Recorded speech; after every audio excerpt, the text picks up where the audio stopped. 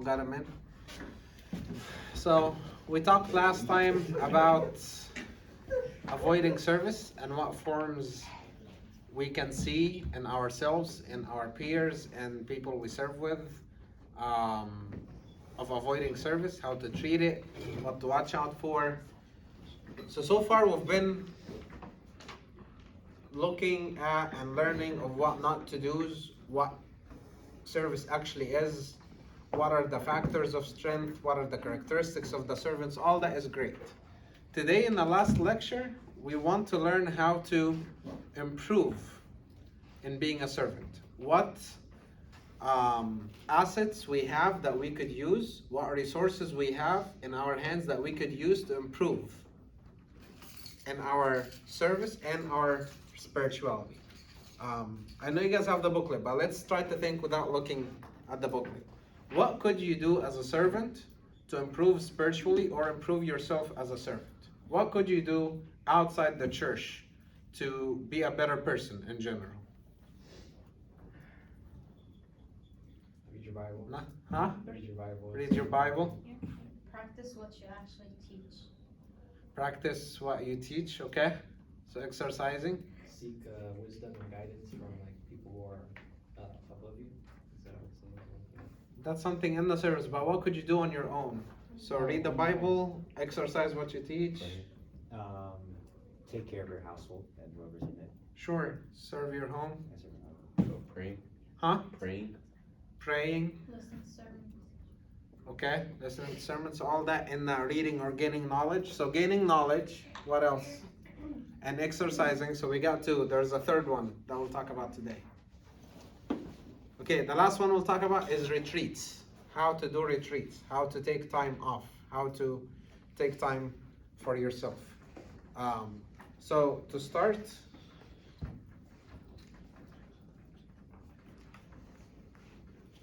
spiritual assets. That's what we're going to talk about today. The first one, as you guys said, is gaining knowledge. We're mainly going to focus on reading. Our readings and the resources that we gain knowledge from are three. Okay? Let's pay attention because they're all connected. The Bible is one. Two, the sayings of the fathers. And three, the biography or the life of saints. How can these be connected? What connects all these together? Other than God, sure. But how are all three are connected?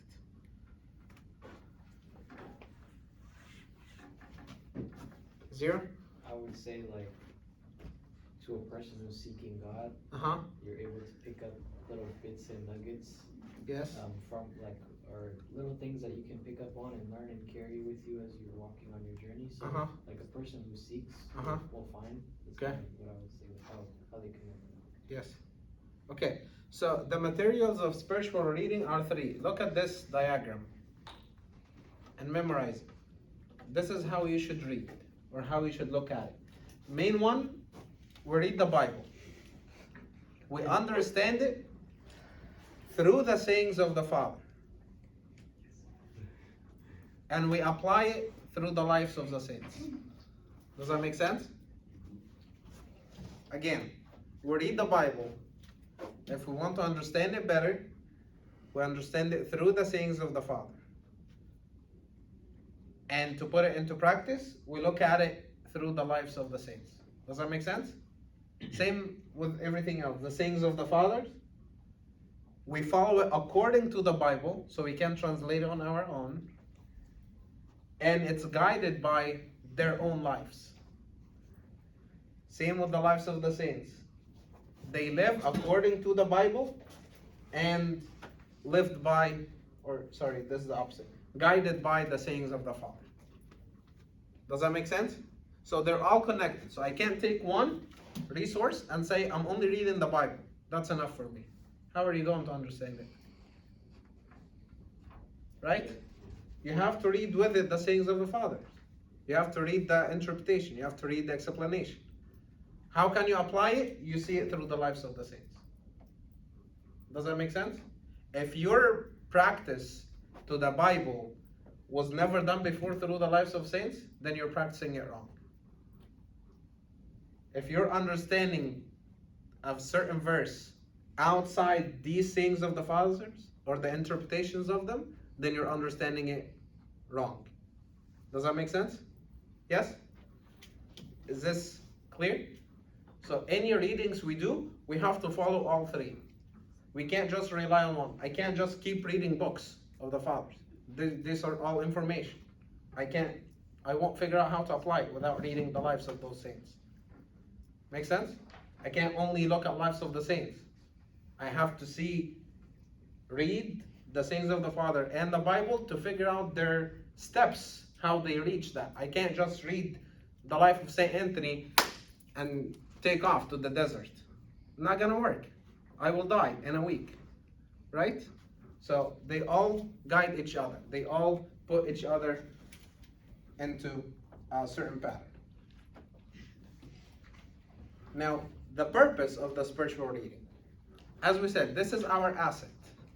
This is something, a resource we have to use. So what's the purpose? Why we read? Why do we have to read as servants? First one is to gain the knowledge, as you guys said. I can't gain the knowledge, I can't teach without me drinking first water. I can't give without me gaining first. I can't keep giving lessons and lessons and lessons and lessons and lessons and lectures here and lectures here without me drinking first from the fountain. Does that make sense? Because if I keep giving and I'm not getting, what happens? You run out. Huh? Well, you'll just run out. I'll run out. I'll be done. Just like a phone battery. If you keep using and you're not charging it, what happens? You'll die. Does that make sense? And those readings, here we're talking about your own spiritual readings. Not a reading to prep a lesson, not a reading to give a lecture, not a reading to advise. I could read the whole book just to give a person one advice. That still doesn't fulfill my homework and my spiritual reading. I read for me. I read for my own knowledge. I read for my own gaining. Okay? Not to serve with it. Another purpose, and which is more important, is meditation.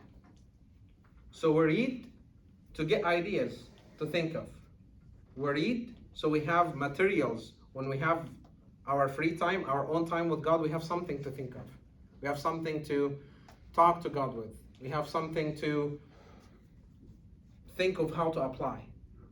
All this time that we have available, we can make it busy through the readings. And the last one, which is the following, is to pray with the reading. If I'm reading too much about God, about spirituality, about being a servant, about rights, about history, about dogma, about all this, the more I read, the more materials I'll have to pray. So I won't get bored and pray. Does that make sense? Could you see that happening? If I keep reading on, say, miracles of certain saints, or I could read about how gracious God is, or I could read about the end of the world, or I could read about anything, any topic, will get my mind to think. So therefore, it will shape my prayer. If I read a book about the end of the world, guaranteed that day's prayer will be about my own salvation. I'll pray for me to be saved. I'll pray that God guides me to be a better person, right? If I read a book about how gracious God is, that day my prayer will be about every single person that I think they're in trouble or they're in tribulation, right? I'll pray for them. So it gives me ideas on how to pray, what to pray about, what to say when I'm praying. All this is through reading. So it gets your mind to be rich when you're talking to God. And the last purpose of reading would be to research, if somebody's actually doing a research on something. So I could read to just gain knowledge, I could read to learn how to pray, I could read to meditate, or I could read to do an actual study or a research. All this is forms of spiritual reading. Can I stick to only one? Can I only read to study and research? Could I only read to meditate and not talk about it, or not research, or not figure out what happens after? Does that make sense? Could you repeat them all, like all five again? Yes. We read to gain knowledge. We read to study and research. We read to meditate. We read to learn how to pray. And lastly, no, it's only 4. That's it. Okay? 4 purposes of why we should do our own spiritual reading. We should put a purpose. If I'm reading a book, what am I trying to get out of this book? Am I doing a research? Am I just meditating? Am I just trying to get knowledge, information? Am I using it to learn how to pray? Does that make sense? I'll give you an example. I could read the book of Acts in all 4 ways. Book of Acts talks about mainly the 3 trips of St. Paul and what happens after Jesus' resurrection, right? How would I read it if I'm reading it only for research and study? What would I be looking for? His journey, where he went, specific places. Journey, names of the cities, people that believed in each city, events that happened in every city. Okay, if I'm reading it to meditate, what information would I look for? Spiritual experiences, like how they were able to like withstand tribulations. Spiritual experiences, what happened with him in every single tribulation. How was he brave and faced multiple cities opposing him? How God helped him throughout all of it, and he was one person, right? Okay. If I'm reading it to learn how to pray or meditate, what information would I be looking for? How they prayed. Huh? Like there are specific places where they pray in Acts as well, like how they address God. Yep. That's one way. How they started to pray, how they assembled a church, how they, their go-to was God. Their go-to was the prayer. Does that make sense? It's the same exact book, but my purpose is different, therefore my style of reading is different. Does that make sense? So before we read anything, we need to define, what am I reading for? Is it just knowledge? Is it research? Is it prayer? Is it meditation? Okay? And let's look at the benefits we gain from reading. What benefits we get from doing our own reading? 1, it's a main important one. Concentrating a wandering mind. Our minds wander a lot. And the more it wanders, the more troubles we're in. The more we wander, the more problems happen, right? Because it wanders. It creates stuff. It creates scenarios. It creates situations to think of. But if I get my mind to be busy and reading all this with a purpose, I'm reading for a purpose, would my mind have time to wander around, think of who said what, how he said it, how she looked at me, what that girl was dressing, right? What that guy was, what kind of car he was in, right? I won't have time for all this. My mind is busy with what I'm reading. Empty minds are devil's laps. Don't forget this. If your mind is empty, the devil won't leave you alone. This will be the lap. That's where he works. Second, a booster to a spiritual shock. Every time I read, I gain more. This is for the purpose of gaining. I get more spirituality. I get more knowledge. I get closer to God. I get more understanding of how God works. The more I read lives of the saints, the more I understand how God worked in their life. The more I read about the sayings of the Father, the more I understand how God wants to navigate the church or wants to lead the church. So the more I understand Him, the more I'll be able to serve Him. Because remember, who are we serving? Number one? Ourselves. But who are we working for? God. What team? God. So I gotta understand how He works. I need to understand His plan.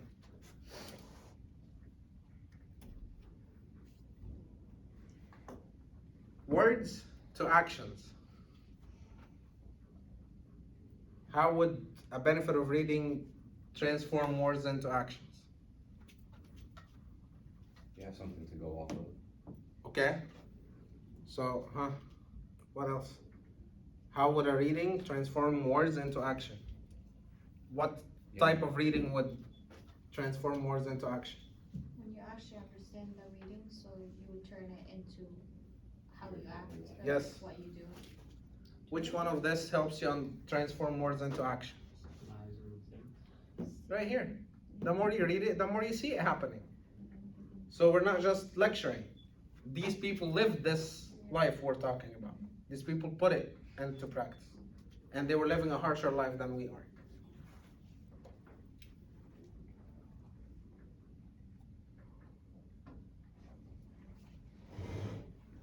Constant self-evaluation and humility. The more I read about sayings of the fathers or lives of the saints or the Bible, the more I compare myself to them. So what does that tell me? The more I compare myself to those saints, the more I compare myself to those fathers, what does that put in my head? So, like, it's right up there, self-evaluation, like you know where you are. You'll like, know where you you're at. stand, You'll know how far away from that perfect example. You will visualize what these people were doing versus what we were doing today. And we'll figure out how far we are. And lastly, as we said, it's a prayer material. So the more I read, the more prayers I have. St. Mary's the Syrian said, "One soul is enlightened in prayer from reading." Look how powerful that sentence is. One soul is enlightened in prayers just from reading. Because the more he reads, the more he understands, the more he can pray, the closer to God he gets. So the closer his soul gets to God. Just from reading. We're talking about one. Yes? Could you repeat again what you said about prayer material? So prayer material. The more I read about God, about the lives of the saints, about the sayings of the fathers, the more materials I'll have to pray with. I'll see a saint that lived a monastic life and saved himself. I would pray for that. I'll read sayings of the fathers and stories of somebody that defended faith. The more I would pray for my faith to be strong, for my faith to be on solid land. So if I'm tested, I can defend like them, and so on and so on. Every topic you read about, guaranteed your prayers a day will be about this topic. He also said, when one approaches prayer, the memory of what he has read will guide him to what to say. This is exactly what we're saying. A lot of people might stand up and pray and think, I don't have anything to say. I don't know what to say. What am I supposed to say? But when I read something about the end of the world, when I read miracles of the saints, when I read biography of saints, when I read any topic in the universe, my mind would think of it. And if I'm reading about this God, when I'm standing up to talk to him, I'll know what to say. I'm prepping questions. I'm prepping things that I've been thinking of. So it will be easy to get to know a person. Like, I can't be reading about people in a home for a year, and I'll see them, and I'll get to shake hands, and I got nothing to say. I've been reading about him for a year. Of course I got stuff to say. Does that make sense? Same with God.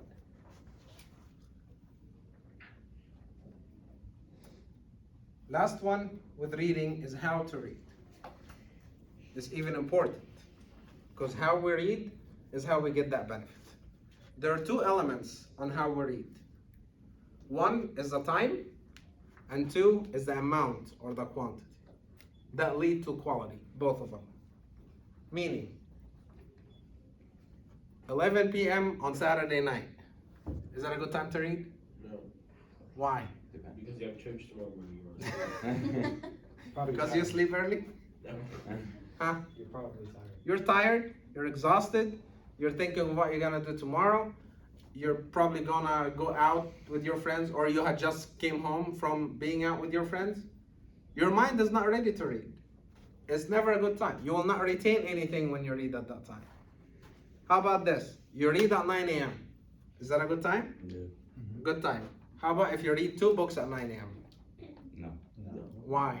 It's Too not much. bad. Huh? It's not bad. It depends. It's not bad, It sure. depends, it depends how much you can put into one book, or How much you can retain. Yeah. If you're- Sure. If you're It's how going much you over can what get you out can of it. take, then there's no point in doing it. So if I haven't read ever, and I start off 2 books one day, 9 a.m. every Monday morning, You won't even understand. the first book. I love the zeal, but you're probably not where you should be. right?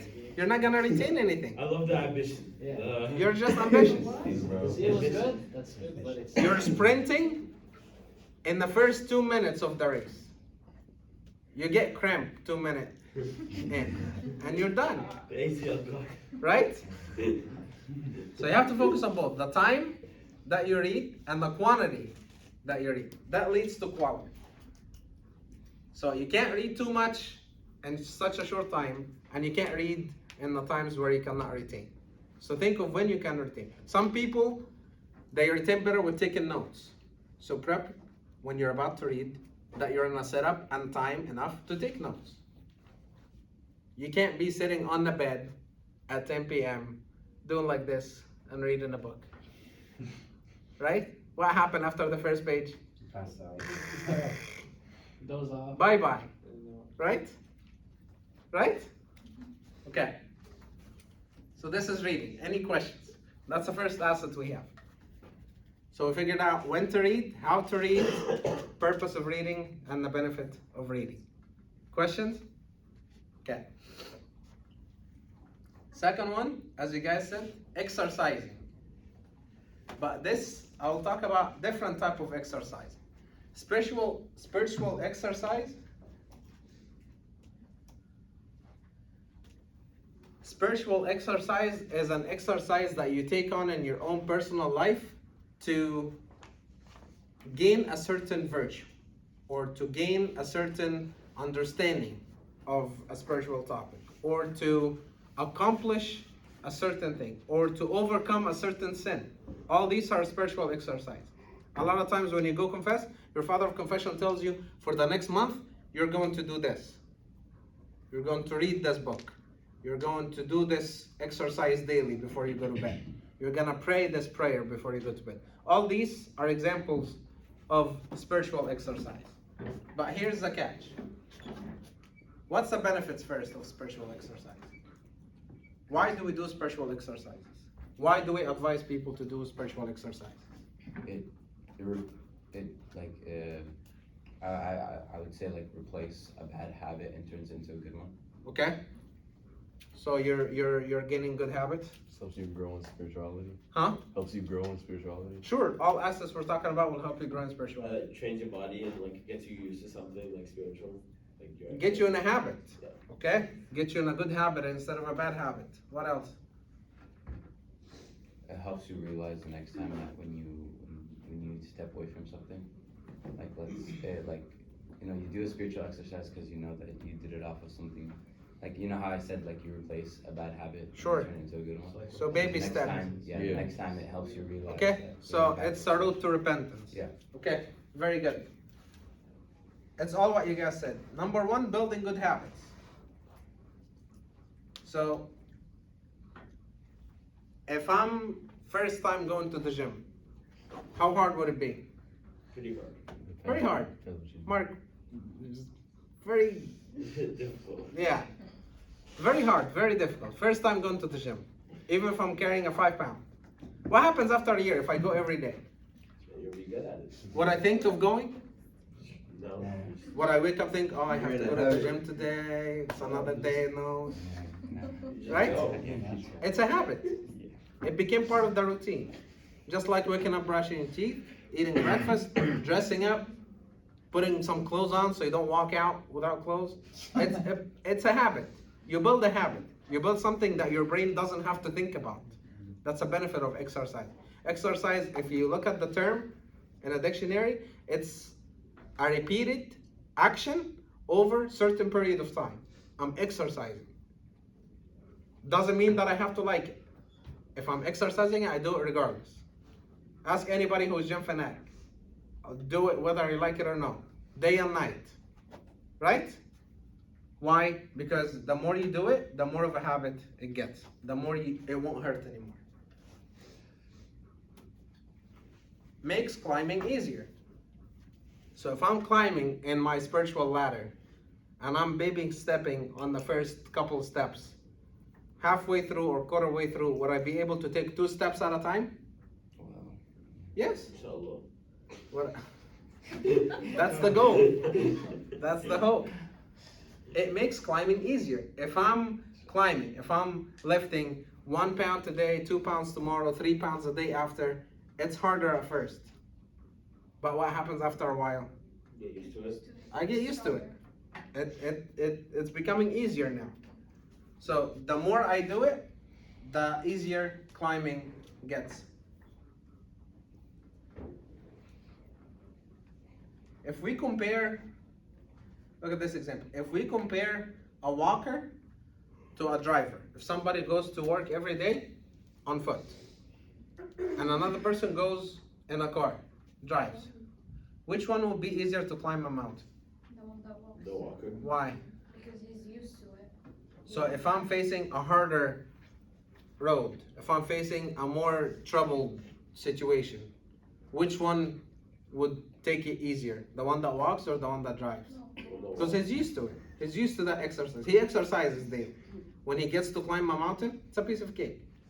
It's not hard. The other one will start catching breath the first 2 minutes, right? Including me. Builds experience and becoming a better coach. Remember we talked about leadership. The more you exercise, the more you figure out what works and what doesn't, right? Why do I look for a coach in the gym? So you don't hurt yourself? Huh? So you don't hurt yourself. So you don't hurt yourself. Why else? Because they know What does he have that I don't have? Knowledge, experience. He knows what works and what doesn't. He knows when to move to the next weight up and when to stay in this weight. He knows when to continue working on this station or when to move to the next station. He knows what exercise would hurt and what exercise I could handle. What exercise would break my leg and what exercise I could take, right? So the more I exercise, the better coach I am to my kids. The better coach I am to my children. If I get one of those Sunday school kids and tells me, I'm trying to pray the entire Agbeya every day, but I can't. If I'm not used to exercising in my prayers and moving step by step, baby steps, climbing little by little, I won't be able to advise. But if I'm experiencing it and if I'm exercising in myself, I will know what to tell him. I'll know the steps, I'll know the ladder. I'll tell him, today you should do this, or do this for 1 week, or this for 1 month. And after that, we add a little more, right? Lastly, unveils oneself and pushes for improvement. So if you're exercising, you will know your level in this exercise. Meaning, I'll give you an example. If I'm teaching, we all have to pray every night. And I'm thinking it's easy. So what? Everybody prays for 10 minutes every night. And I put myself to the test, and I fail, I will know what my level's at. I'll know how hard it is for the people I'm trying to train. I can't be a coach without trying it first, right? I won't know my level. I won't know where I'm standing in order to push everybody up. Does that make sense? Okay. Questions so far? Okay. Let's look at the purpose of exercising. Why would I think I want to do a spiritual exercise? Why would you think one day I need to talk to my father of confession to give me an exercise? Huh? Because it helps you kind of challenge yourself and see how you do. Evaluating yourself. Sure. What's the end goal? Becoming better. Okay. What else? That's one. I noticed that when I'm tired of something in my life and I want to get rid of it, I'll go to him and tell him what should I do? What's a plan? It's a way of overcoming something that I keep falling over. Okay. Great. What else? Okay. So the purpose, there are two purpose for exercise. All this is great, but we're gonna sum it up in two things. Either negative or positive. Negative means I will start a spiritual exercise to stop a bad habit, or to stop a negative thing I do, or to stop a negative thought that comes to mind, or to stop a negative or a bad sin that I've been doing. So I'm stopping something. So I could do an exercise to stop something bad. Or I could work on the positives. I could do an exercise to be better at prayer. That doesn't mean I was bad at prayer. I just need to get better. To be better at fasting. To be better at reading a Bible. To be better at gaining knowledge. I exercise to be better at connecting personally with God outside of service. All these are examples of spiritual exercises that are in the positives. I'm working on a positive thing. Or negative, I'm stopping a negative thing. Does that make sense?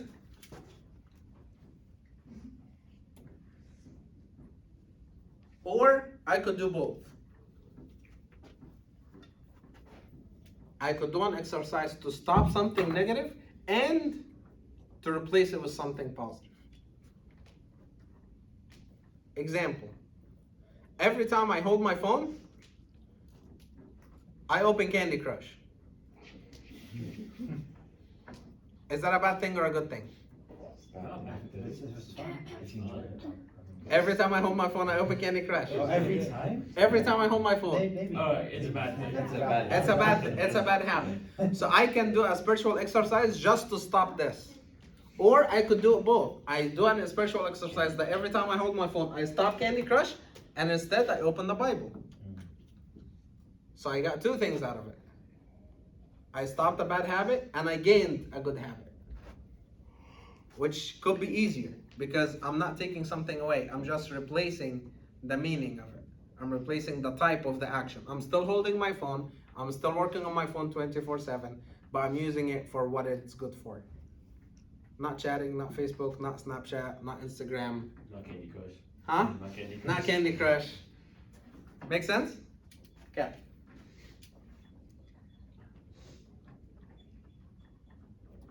Sources. Where do I get ideas of spiritual exercise? What are my sources to spiritual exercise? Go back to the first slide. Which one? The one with the Holy Bible, the sayings of the Father, Okay. and the lives of the saints. Here? Yep, that's where you get your sources. So if I look at a spiritual exercise from here, I will go kill myself because I look at St. Anthony. If I look at spiritual exercise here, I won't understand the word because they all use big words. I won't understand it. If I look at spiritual exercise here, Holy Bible all is around Christ, which I'll never be. Well, the Old Testament was around Christ, so. It was. Yes, it was. It was. Not physically. You can go to your father's confession. Beautiful. Father of confession. What else? So you go to the Father of confession. Why? Why? Because he has knowledge. He knows you best. Yeah, he knows. He knows you, so he knows your level, and Knowledge. he's the coach. He guides you. Yeah, He guides He you. protects you from hurting yourself. Exactly. Okay, what else? What other source? Huh? The church. Our servants. Sure. Servants. Why? Because, again, they know you really well and they've been through it before, so. Like Andrew. Yeah. Okay. Right? So you could take the ideas. That means no. Get this. I'll take it over. You could take the ideas from anybody.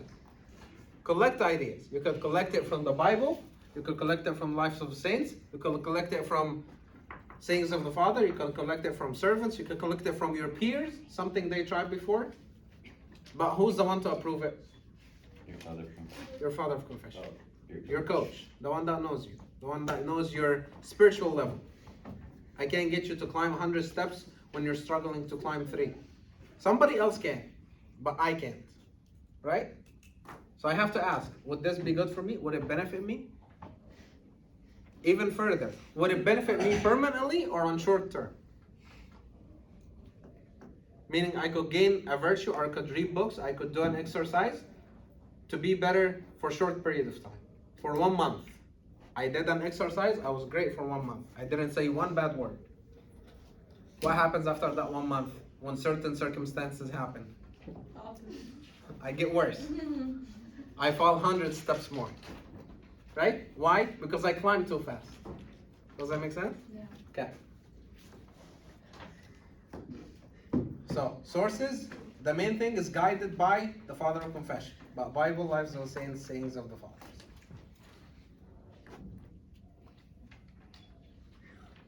last thing, the characteristics of the spiritual exercise. If you're trying to do a spiritual exercise in your life, what characteristics you should put in place?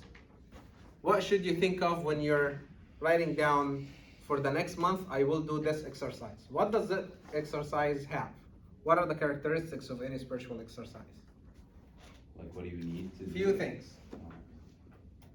One, sorry, and that's it's a lot more. But one, the clarity of the exercise. Meaning, I can say I will do exercise to learn how to love. I will work on the love virtue. Is that clear? Is that something that you could be doing? Is this something specific? It's a vague concept. It's a generic concept. Or I will work on, I'll do an exercise to be better spiritually. That's so bad. It's that whole big concept, right? It doesn't make any sense. So one, clarity of the exercise. Do not focus on using big words in your spiritual exercise. Focus on the small ones. You want to practice love? Clarify. I will give love whether I get it or not. So every time I get hatred, I will give love. This is an exercise. Make sense? So clarify the concept. Second, it's part of the first one, not a broad topic. Third, approach with guidance, like we said, through a father of confession. Fourth, that's more important. In the right times, for the right period. I'll give you an example. If my sister is getting married next week, can I get into a spiritual exercise of practicing silence? Probably not. Why? You gotta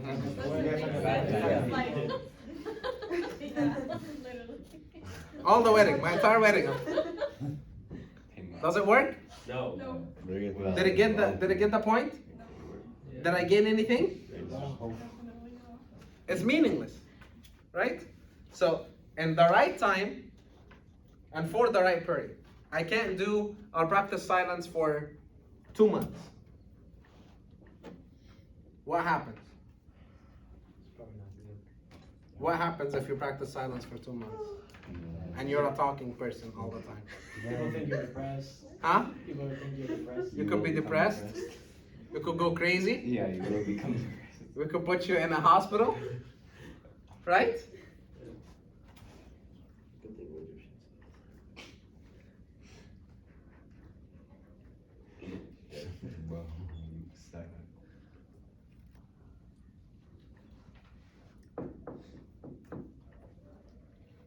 So how can we practice a virtue for so long? Saint Arsenius, you guys know him? The teacher of the Sons of Kings? He practiced silence for over 30 years. How did he do it? How did he only focus on one? We're just saying you can't practice it for so long. Wait, you asked how did he only focus on one? Mm-hmm. So he focused on one virtue, silence, for 30 years. I'm guessing he focused on other things though. Yeah, like the readings and so I'm focusing on silence through readings. So I gain silence through readings. I'm focusing on silence through prayer. I'm focusing on silence. The good thing about virtues, it's a big circle. That's all connected. If you work on one, it will take you to the other. If you work on prayer, would you want to read the Bible or no? Okay. If you work on prayer, would you want to take communion more or no? To pray liturgy. If you work on prayer, would you want to talk less with people? Because you want to talk more with God. So far you gained prayer, you gained reading Bible more, you gained talking less. How about this? The more you read the Bible, the more you would want to understand it. So what you would get into? More prayer, more Interpretations, sayings of the fathers. The more you read those, the more you want to know how to apply it. So the more you get into lives of saints. And the more you get into that, the more virtues it opens up. So one virtue led to a whole life. That's how he did it. He only focused on silence. And if I'm trying to be silent, what can I do to make that happen? I'll get myself busy, so I'm gonna pray. I'm tired of prayer, what can I do? I'm gonna read. I read, now I need to understand, so I'm gonna go read Sayings of the Fathers. I read Sayings of the Father, I wanna see how it's applied, so I'll read Lives of Saints. I read Lives of Saints, I wanna get more virtues like the others, so I start practicing it. Practice what they did in their life. After a long time, he found himself 30 years in, and he hasn't said a word. He has a pole in the bottommost monastery that has his name on it. He used to stand behind it every liturgy. He knows this, everybody knows this is for this saint. He stands behind the pole, so he doesn't see anybody, and he doesn't speak to anybody. That's it, how extreme he took it. But can we do like him? Why? Because we don't ever. Your father of confession will decline that. Decline that. He will tell you you're not ready. It took him years. It took him practice. It took him exercising little by little to get to that level. Does that make sense? Yeah. Let's do a workshop.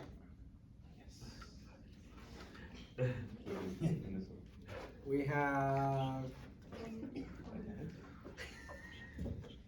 Okay, we're 15. Split into 3 5s, please. 1, 2, 3, 4, Okay, 5. so you guys 3 come here. Kiro, Rosa, Irini, with Amanda, Mariam, with Laria, Marina, Maricia, Veronica, Orania together. You could help us. Okay.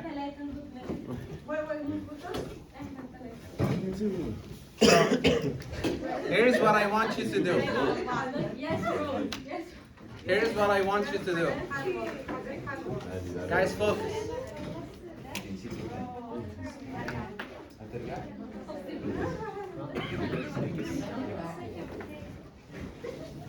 Those characteristics, the characteristics of the spiritual exercise. Andrew, don't come to this group. Okay, so build an exercise with a purpose, with a guidance, with a source. How are you putting it into practice? The frequency of it, and the duration of it. This workshop a little too much. So you have 5 minutes. Think of a spiritual exercise and include all these characteristics in it. What's the purpose of it? Who's the guidance? What's the source? How are you putting it into practice? How are you practicing it? Or what's the actual exercise? Source meaning what exactly? How often? Where do you get it from? Where am I getting it from? Like reading or like Bible? Yeah. Okay. And the duration. Okay, start.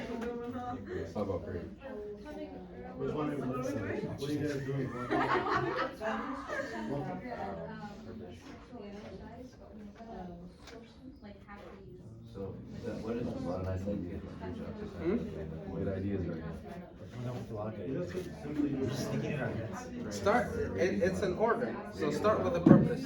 So think of something you want to work on, and then that's how you do it in life. So I want to work on something, either a negative or a positive, or replacing a negative with a positive. So what are they?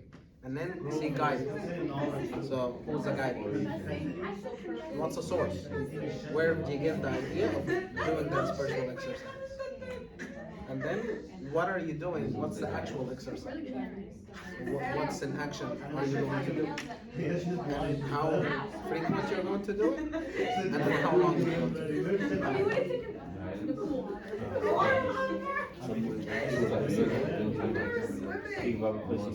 I was just like You guys know So either negative or getting rid of the negative, making it positive, or replacing it with negative. So the purpose, so thanks for our guidance. or replace it with No, Holy One is guidance.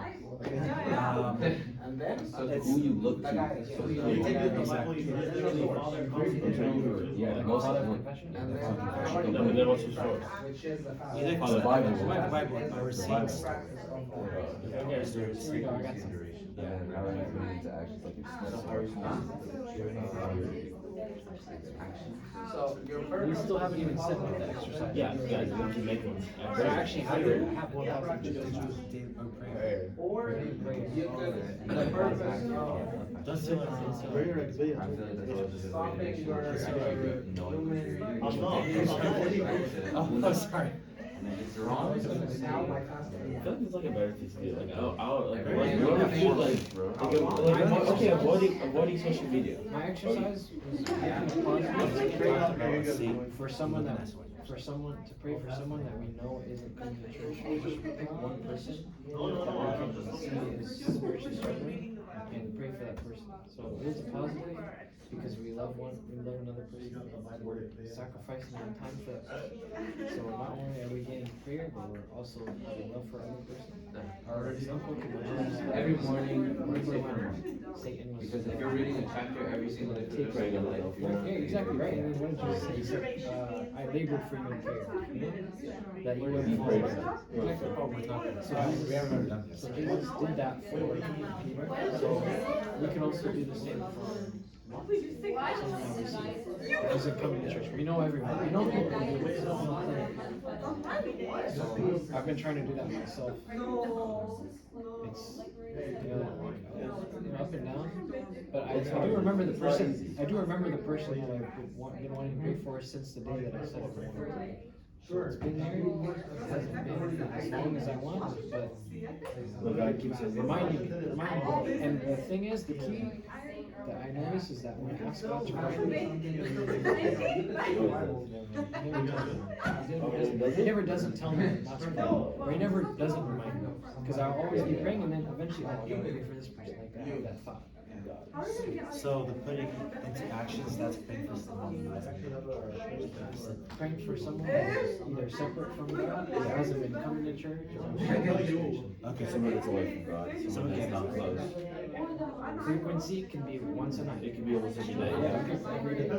Duration could be, yeah, exactly. 1 minute, to 10 seconds to 1 minute. Yeah. So frequency is like every day, every night? Every day, every morning, every night. Every day. Just say every day. Every day. And then the purpose, 10 seconds to a minute. 10 seconds. And then the purpose could be the positive in loving someone else and looking out for 10 someone else. seconds to a minute plus. 10 seconds to a minute plus. Because you can pray for someone. 10 seconds is 50 seconds plus. But at least mentioning that person, it's already enough to, the fact that you know about that person is like a sign of love.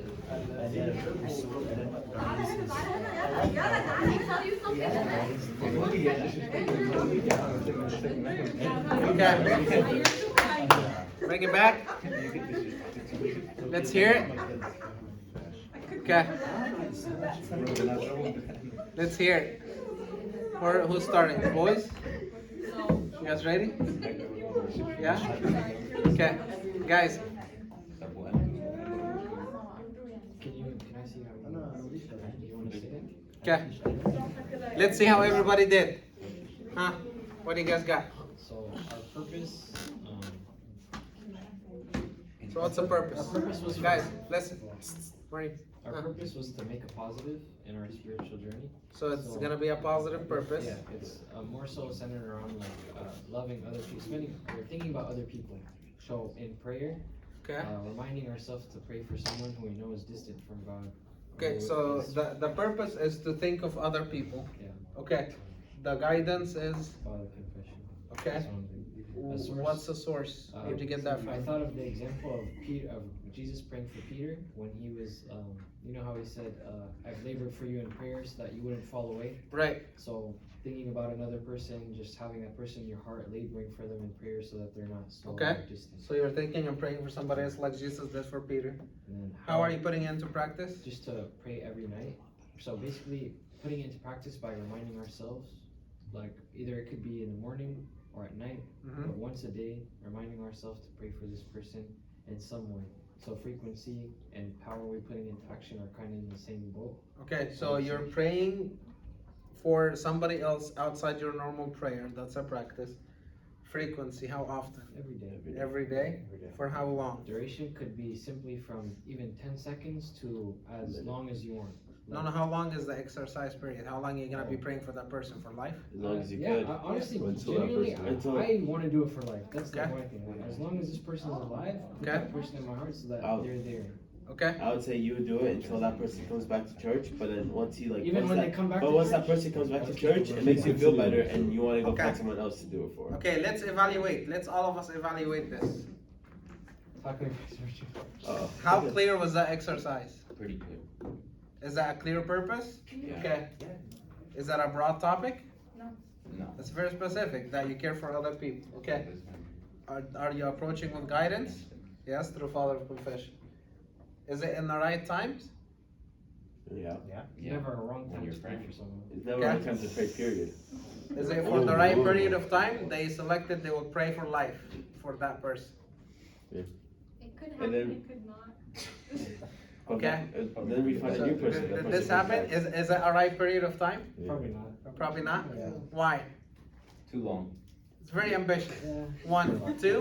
What if you add 7 more people, or Yeah. 50 more people, or 100 more people? Just switch them all. He's still praying every day. Have a rotation. Have a Yeah. have a roster. Have a roster. Monday, and we got people on the practice squad. We bring them up and we Okay. bring them back down. All right. So you guys got it Yeah, we all rotate. good except the Rotations. period of time. Okay. All right, it's fine. This group, what you guys got? It's good. So It's we good. said It's good. fast on Wednesdays and Fridays.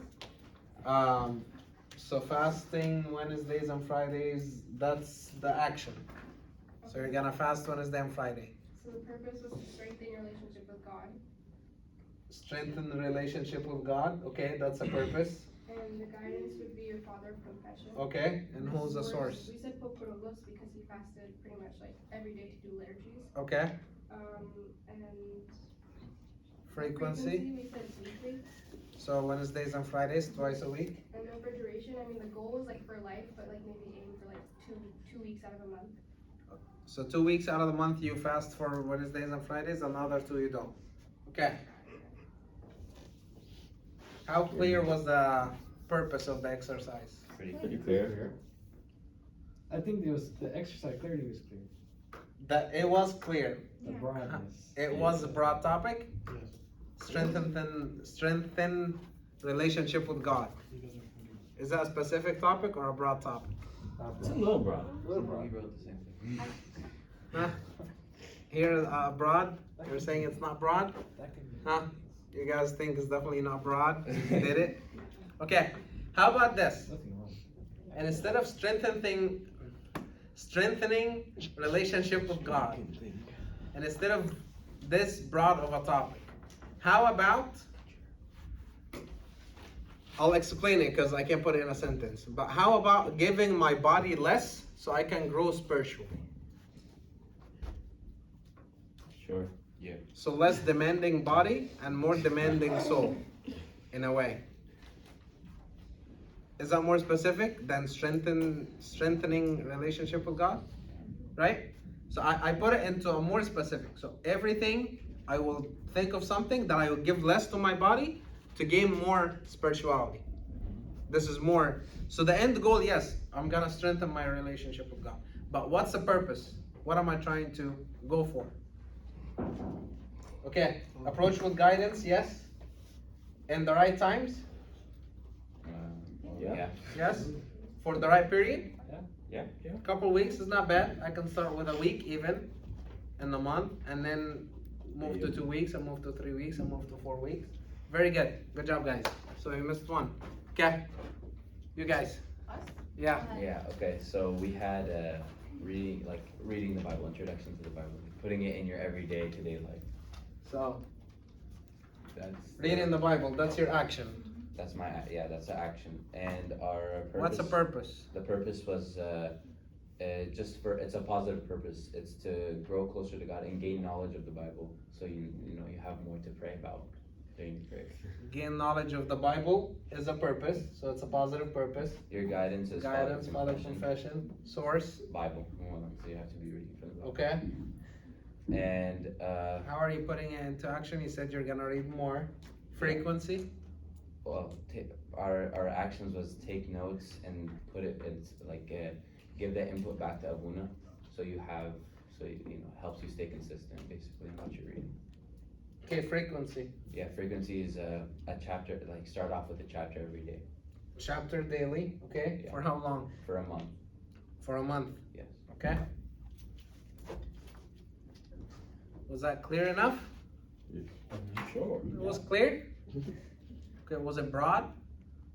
Is it too broad? Yes? No? Gaining more knowledge to God? Is that broad or is it specific? Yeah, that's pretty broad. It's pretty broad. I could gain more knowledge, but remember reading. What am I reading for? Am I doing a study? Or am I gaining ideas to pray? Or am I just getting ideas to meditate? Right? What's a specific purpose? You said I'll take notes and report back to Abu. I said I said knowledge, to gaining knowledge. Okay. So, study. Taking notes, yeah. Study and research. Take notes and report back. Okay? Okay, so it's a study. Okay. Approach with guidance. You're reporting back to Abuna in the right times. We were kind of like Chapter aiming for the mornings specifically, Okay? because like you just woke up and Okay. to start your day off, right? Okay? So it's better to do research in the morning, especially if you're going for a study. Good job. For the right period. You said for a month. For a month. Just Is that starting off doable? with just a chapter. Yeah. Chapter a day for a month. Okay. Good job. Do you guys understand this concept of doing an exercise now? So think of the purpose. What am I trying to do? I'm stopping something or I'm gaining something? And then what's gonna lead me to this? Am I reading a Bible? Am I fasting? Am I practicing a certain thing in the day that I say or that I think of? Right? For how long? How often? Through Father of Confession. Okay. All right. Good job. You guys all did great. Last one, I'll go through it very quickly, is the third asset. Retreats. What comes to mind when I say retreat? Monastery? Huh? Mission trip. Go to a monastery? Yeah. Okay. Mission trip. Mission trip? Okay. Maybe. Going Huh? away. Getting That's what I away. think. Yeah, getting away. Going Maybe. away? Okay. Kind of like escaping from the world.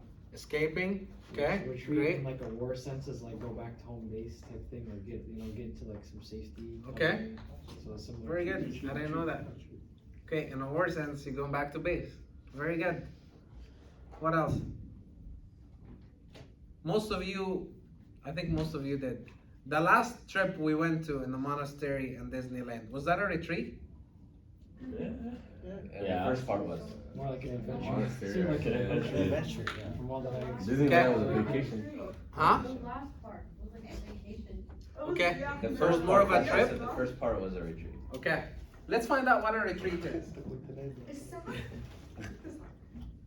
Let's figure out why we need a retreat first. What's the blessing of a retreat? What do we gain from doing retreats? Know yourself away from the world. So strip yourself away from all what's around you. No family, no phone, no friends, no circumstances, no homework, no school, no work. You're just yourself. Away, like you guys said. So you'll get to know yourself better. If you're actually lazy, you'll find out. There's no school, no homework, no work. You're just lazy. Right? Self-evaluation, which is knowing yourself. Spiritual growth. You'll be able to work on yourself constantly for a period of time. So the main focus would be spiritual growth. I'm going for me. I'm going to grow in this aspect, to grow in this category. Examples. Can you give me examples of people in the Bible that did retreats and did this? Say Anthony. Yeah, I was about to Saints say Anthony. in the desert. One. What else? In the Bible. Moses. Moses. When did he do a retreat? Like he did it like twice. He went up there 40 days, 40 days. Yes. 40 days with God on the mountain to receive the 10 Commandments. When else? 40 days of intercession for the people When they sinned. sinned against. When else? There is a third time. When he wanted to see God's face? Was that a part of it? No. No? Before he's called. Oh, he went away for 40 years? Yes. He went away for 40 years when he left Egypt. Well, he kind of had to though. Sure. But did he use it to gain? Or he was just That's escaping? Oh no, he used it to gain. Both. When he He left. gained. Yeah. This one might be a bit of a stretch, but Jonah. Jonah, where did he retreat? Okay. When he was in the whale's stomach. He retreated. Because he used it. He was forced to go into a retreat, but he used it for the benefit of the retreat. Because he thought of his actions and he repented. Jesus, when he was away for 40 days and 40 nights. Beautiful. When else did Jesus do a retreat? So he did 40 days and 40 nights. When Yes. he went up on the mountain to pray. Yes. Every so often you will find it in the Bible that Jesus would go to the mount, the olive mountain to pray. And the multitude would follow. What was this? It was a retreat. He was escaping from everybody. No disciples, no people around him, Well, no people following him, nothing. Who else? Same area of Egypt. oh. St. Paul. Sure. Also St. Paul. Yeah. When did he do a retreat? Like he did it. You can go to Mount Sinai. St. Paul? I heard that like there's like. Not Mount Sinai. I'll tell you what. St. Paul, after Jesus appeared to him on the way to, I don't know what's it called in English. Damascus. He appeared to him, and after that, he spent 3 years in the Arabian desert, learning, reading, understanding what God is, to the point that he said in one verse in his epistles that I received all my information from God Himself, just like the rest of the disciples did. So he didn't learn just from books. He actually learned from God in his retreat. What? Who else? Last one. Somebody give me one more.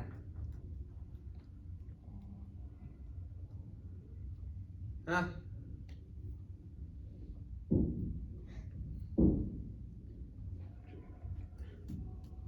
Okay. Like that St. Mary of Egypt. Yes. St. Mary of Egypt, all the monks, all okay, great. I'll tell you another story about Saint Arsenius, from how much he loved retreats. He was in solitude for a long time, and the Pope went to him. He wanted to visit him. And he told him, sorry, I can't open the door for you. I'm in a retreat. He said, why? I'm the Pope. He said, yes. But if I open for you, I won't close it for anybody else after you. Then I lost the point of what I'm doing. I'm in a retreat. I'm with God. I'm disconnected from anywhere else. I can't open for anybody. I can't disturb that. Okay. Next is, what is a retreat? You guys said it all. I'll go over it for the time. It's not getting away from people. The retreat is not getting away from people. Because you'll always have people. You'll have devils. And it's not getting away from the world. It's getting the people and the world away and out of your mind and heart for a period of time. Again, I could go to the desert and take the people with me. Right? It's in my mind. I can go to the desert in the monastery. I don't have internet. I don't have my phone. But I'm thinking in my mind, what did she post about me when I'm gone? What did she say about me when I'm gone? What did he do with my stuff when I'm gone? Right? I have the world in my head. But on the other side, I could be in the middle of everybody and I'm in a retreat. Because I have the world, the people, what happens, work, school, all outside. I could be in my room in a retreat. even for 2 hours. That's a retreat. I could be in church, in the liturgy, and in a retreat. I'm surrounded by people. I'm praying, but I'm in a retreat. My mind is not with the people. My mind is not with the world. I'm in a retreat. So it's getting the people and the world out of the mind, not getting away from the people in the world. Because they will never leave. They're always here. It's not the physical connection. It's not the physical distance that defines a retreat. Last one is how to spend a retreat. One, you must have guidance again from Father of Confession. Retreat is a very serious thing to do. It's a form of exercise, but this is an extreme form of exercise. You could use it to gain a lot, you could use it to stop a lot, but one, decide on the goal. What are you trying to benefit from this retreat? What's your goal? Why are you disconnecting? Are you working on something? Are you just taking a break? Are you trying to make time for your own self? What are you doing with this retreat? Prepare a personal agenda. Put down points. In this hour, I'm in a retreat. What am I gonna do? First 10 minutes, I'm gonna pray. Second 10 minutes, I'm gonna read the Bible. Third 10 minutes, I'm gonna meditate. Fourth 10 minute, I'm gonna read the explanation on them. And then I'm gonna pray again. And then I'm gonna read again.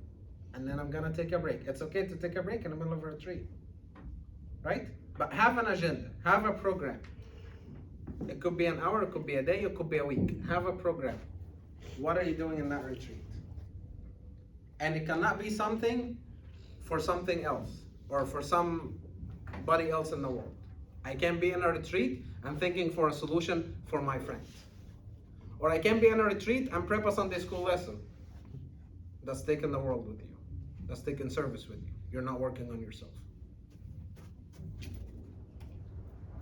Decide on the time and place. Think of when you're gonna do it and where are you gonna do it. Take notes to bring back with you after the retreat. What you're learning with your own self, put it down in notes. We said one benefit of the retreat is self-evaluation. You could find out that you're lazy by nature, not because of circumstances, not because you have work the next day, not because you wake up early for school, not because in my situation I have kids and I have wife and I have family. It could be just something with me. So I take notes. This is something with me. So when it happens again that I don't read or pray in my normal life, I can't blame it on the circumstances because I was in a retreat and I still didn't do it, or it was still hard for me. Does that make sense? And lastly, follow up with the Father of Confession afterwards. Tell him what you find out, what you learned, what you gained, and what you want to do going forward. I found out that I have this problem in my retreat. I need to fix it. That's a benefit of a retreat. Does that make sense? So we read, we exercise, and we do retreats. 3 important assets for any servant. Make sure to do it on your own terms. Read on your own terms, exercise, and do retreats. As I said, it could be 1 hour a day, but it's a retreat. You're disconnecting from everybody. You're turning off your phone. You guys are all great with putting your phones on Do Not Disturb and not answering me, for example. But we can do it. It's not hard. We do it for work, we do it for school.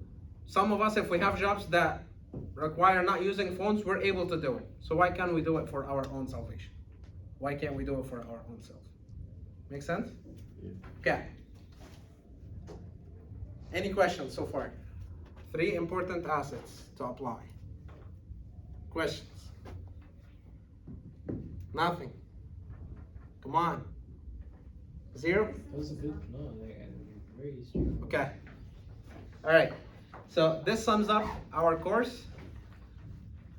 As I said, next week we'll skip due to Thanksgiving, and the week after we'll have our final here in person. Final In person. in person. Can we do it online? No open books. No online. study. Yes. So, can you give us a study guide this time? The slides. No, don't say that. Cause half of the midterm was quotes from Andrew. I'll promise you that it will be better than the midterm. Don't disappoint me. Abuna, who's making the final? You or Andrew? Okay. Here's the resources to study for the final. Questions out of his pocket.